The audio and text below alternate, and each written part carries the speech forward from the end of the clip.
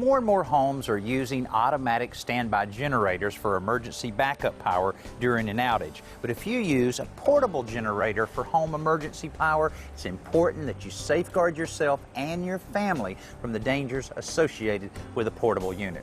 The first one is the carbon monoxide gas in the engine's exhaust. It's invisible, odorless, and very deadly, so you should never run a generator indoors or even a partially enclosed space like a garage. Only operate them outdoors with plenty of ventilation, far from windows, doors, crawl spaces, or vents. The second threat is the gasoline itself, because it's extremely flammable. Never refuel a generator that's running or still hot, because spilled fuel could cause a fire or explosion. When you do fill the tank, you should leave a little bit of room for the fuel to expand. The point of these things is to create electricity, but we all know that can be dangerous too.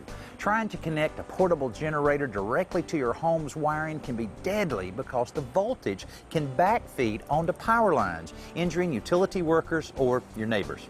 A professionally installed manual transfer switch is the only safe way to connect a portable generator to your home's electrical system.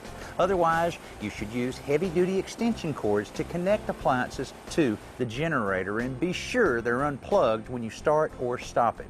But also be sure not to overload the generator. Prioritize your needs to make sure the equipment you operate doesn't exceed the generator's output rating.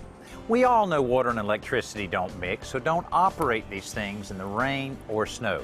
Choose a flat, level spot that has several feet of clearance on all sides, and be sure the unit is properly grounded to avoid the risk of electrocution. For the safest way to provide backup power during an outage, you should check out a permanently installed Generac automatic standby generator.